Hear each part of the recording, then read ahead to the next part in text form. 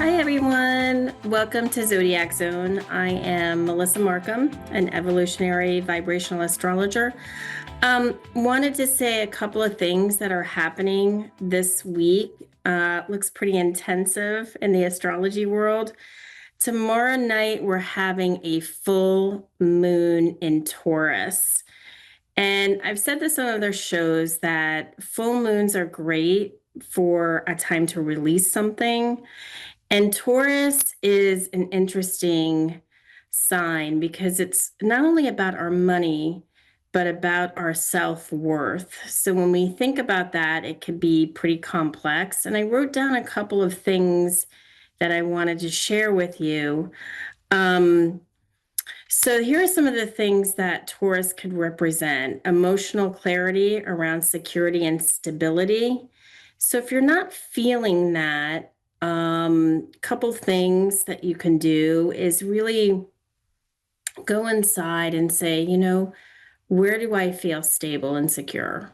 And if it's not around a job or not around anything in your life that you can let go immediately. Obviously, a job would take some planning and some, work behind that, but let those feelings go. Reevaluation around personal values, what truly matters versus what you've been tolerating, reassessing what feels heavy, forced, or draining when it comes to resources or, again, your self-worth, honoring your needs rather than ignoring them, letting go of old attachments or to old identities or roles, strengthening boundaries with people or habits that no longer align. These are, again, self-worth issues, deepening connections to senses, food, touch, beauty, stillness. So if you're feeling like a really good thing to do is to ground. And what is grounding? Grounding can mean so many things to so many people, right? What I do to ground is I put my bare feet to the earth. And what I do, some of the most important work that I do to get into a state of consciousness, what I want to release, is I do breath work. So 3 rounds of 10 of the most obnoxious breaths that you can do, because you're essentially blowing out the carbon dioxide and you're really getting rid of what no longer serves you. I think that that's really, really important. Some of the things that you should do during a full moon is slow down, check in with yourself, ground your body, like I said, feet to the earth, cleanse your space, maybe open windows, light incense, move stagnant energy around, practice gratitude. Some of the things that could be good are practicing what you're grateful for. Even if you're having, so many unpleasant things happen, you can literally change the energy. And another thing is a release ritual, I think, is really important. Write what you want to let go of on paper. I release this. And then what you could do is safely burn it or tear it up and make it not part of your identity and your self-worth anymore. So those are some of the things that you could do during this full moon. Again, it's about release. You don't want to necessarily start anything on a full moon. You really want to do a release on a full moon. So I wanted to bring on my first reader here, or reading, sorry to say, Rachel in Hello. Canada, Australia. Did I get that right? Yep. Great. Canberra, Australia, yes. Pardon me. And you have, I'm putting on my glasses here, and you have, do you have your birth time? Yes. Okay, 1 minute awesome. past 12, midday.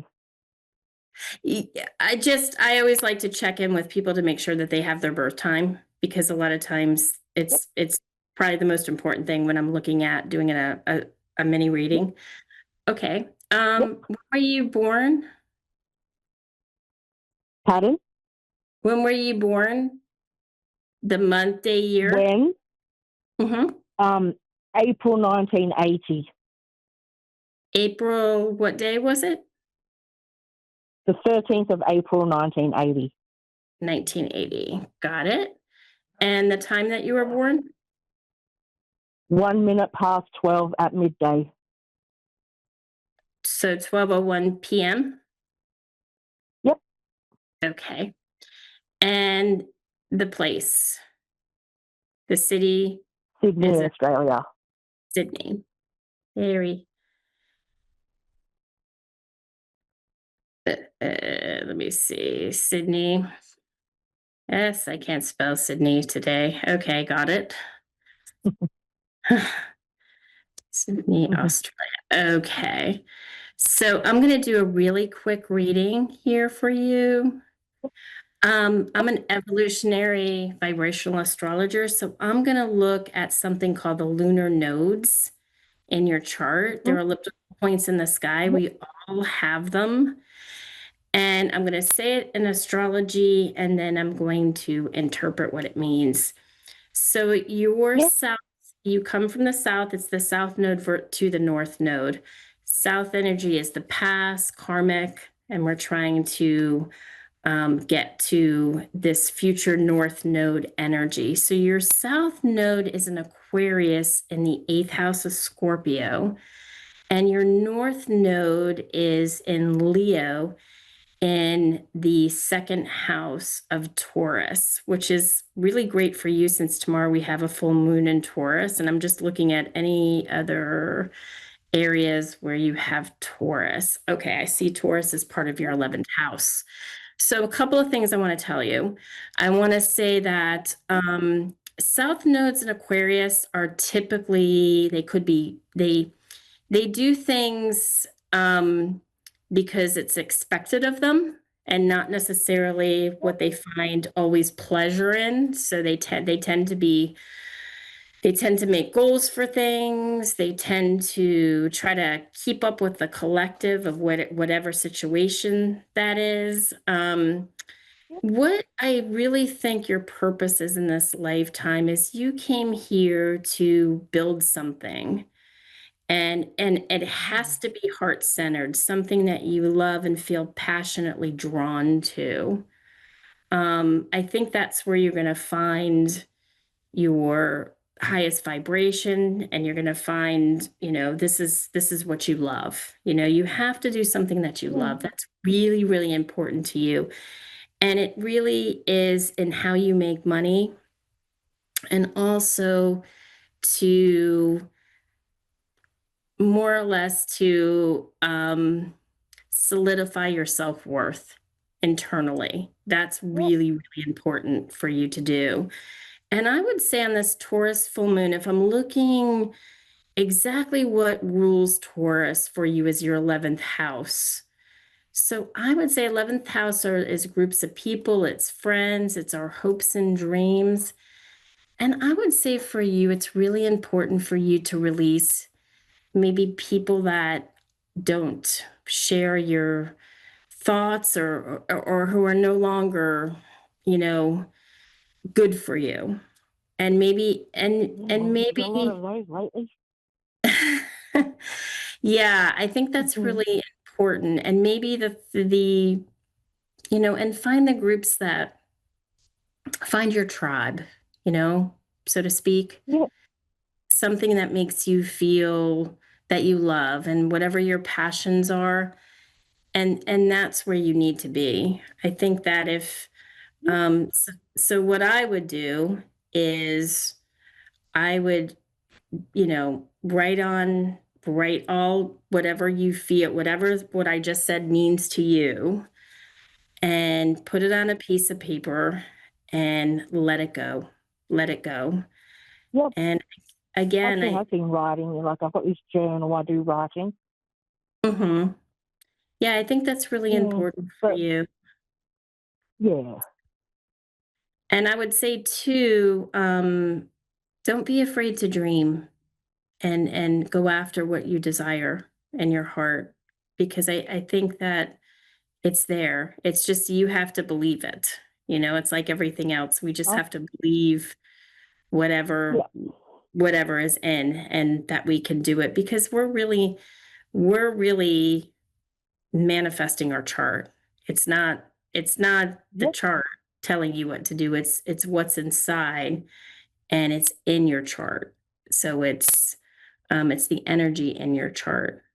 But I hope you have a okay. very happy full moon and thank you so much Can I for ask one question? sure, absolutely. Okay, I've got three kids. Do you like see anything with them? You Like, have 3 kids. yeah, I mean they're all good kids, but and do you see or feel anything like to do with them? I've got I two sons and a daughter, 2 sons and a 26, 22, and a 13-year-old. I would say, let me look. The Uh, eldest one, he just graduated like uni last year, and he's a registered nurse. He's got his dream job at palliative care, and he's doing well for himself. And I think I want to be a grandma one day. Do you see a baby at all? I don't see that. I mean, right at this present moment, I think that your relationships with all of them are extremely different, obviously. Yep. Um, I think Oh that yeah, they really um, are. I think the first one and the third one are very spiritual, and I think that the second one is very Yeah. very business oriented.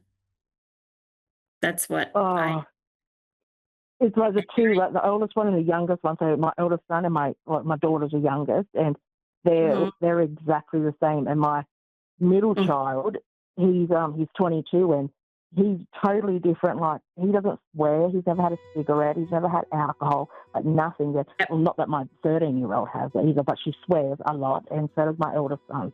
And so different to my middle child. yep, yep. Your middle child is different. Is very businessy and goal oriented, and will probably be very successful, but very very by the book. Very by the book. Yep. Yep. The first one and the third one are similar in some ways. I feel like your daughter is very intuitive, very very intuitive. Um, your oldest son is probably gonna start out doing one thing and then maybe change and do something else. I mean, in his journey, but yeah, it's they're similar, and the middle one is definitely a different soul.